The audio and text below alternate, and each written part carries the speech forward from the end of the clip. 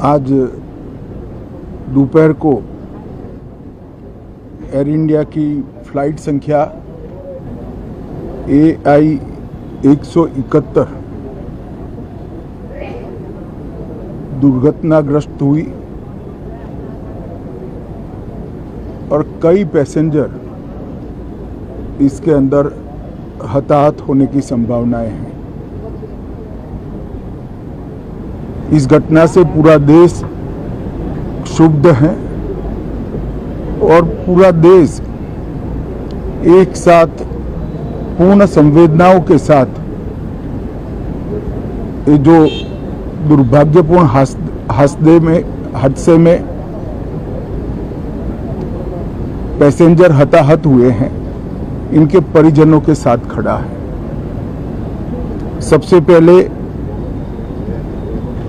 मैं भारत सरकार, गुजरात सरकार, भारत सरकार के प्रधानमंत्री जी और गुजरात सरकार की ओर से भी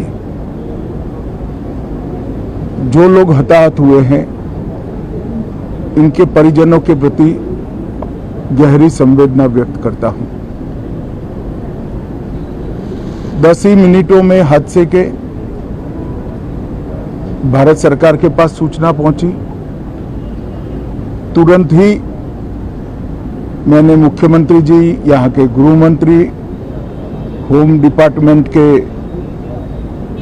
control room, civil aviation department, civil aviation मंत्री, सभी से संपर्क किया।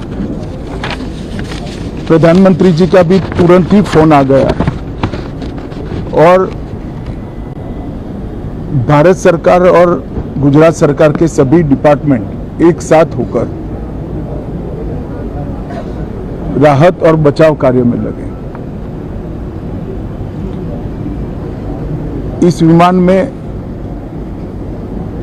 कुल मिलाकर 230 यात्री देश के और विदेश के और 12 क्रू मेंबर सवार थे। इसमें से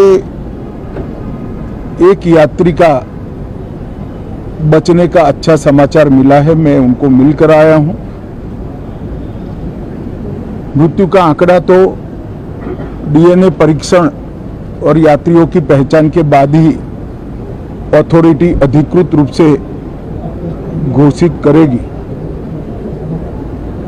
मगर जो यात्री बचा है उसको मैं मिलकर आया हूं। घटना के तुरंत बाद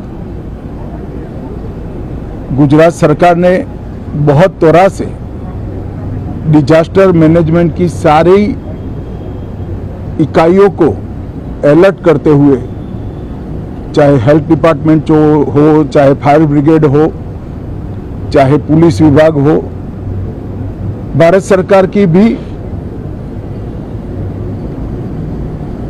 CAPF को संपर्क कर सभी ने एक साथ मिलकर राहत और बचाव का कार्य चालू किया।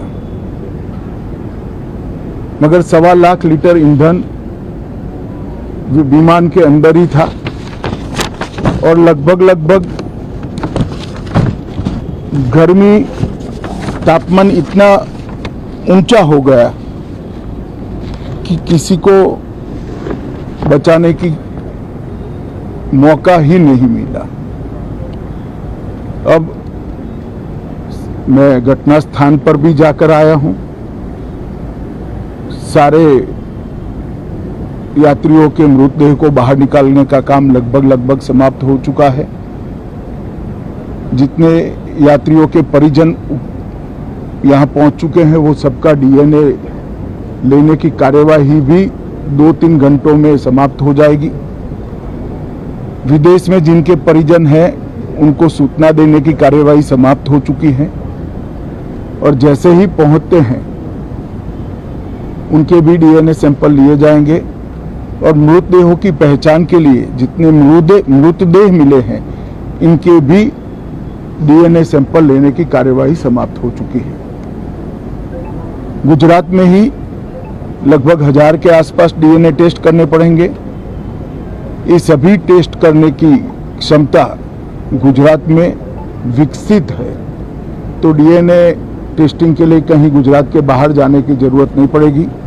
गुजरात की एफएसएल और नेशनल फॉरेंसिक साइंस यूनिवर्सिटी दोनों मिलकर कम से कम समय में डीएनए का परीक्षण पूरा करने के बाद परिवारजनों को अपना मृतदेह परिजन का मृतदेह सौंपने का काम करेंगे। उनके रहने की सुविधा, उनकी सांत्वना की सुविधा, जिनको मेडिकल प्रॉब्लम ट्रॉमा के कारण हुए इनकी मेडिकल की सुविधा, ये सारी व्यवस्था बहुत सुचारू रूप से हो चुकी है।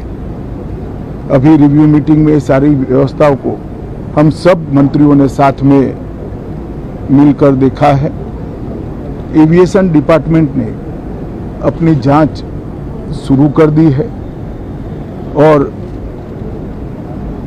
जांच तेजी से आगे बढ़े इसके लिए भी एविएशन मंत्री जी ने सूचनाएं दी हैं। मैं फिर से एक बार राहत काम में जिन जिन एजेंसियों ने त्वरा के साथ बचाव और राहत का काम किया वो सभी का धन्यवाद करना चाहता हूं और फिर से एक बार जिन्होंने अपने परिजनों को गंवाया है, हताहत हुए हैं, वो सभी को मनपूर्वक संवेदनाएं व्यक्त करता हूं। मैं एक बात जरूर कहना चाहता हूं कि ये एक्सीडेंट है, एक्सीडेंट को कोई रोक नहीं सकता, परंतु 365 दिन 24 घंटा इस तरह की घटना के लिए प्रशासन का जो अलर्टनेस है उसकी कसौटी उसी वक्त होती है जब ऐसी घटनाएं होती है।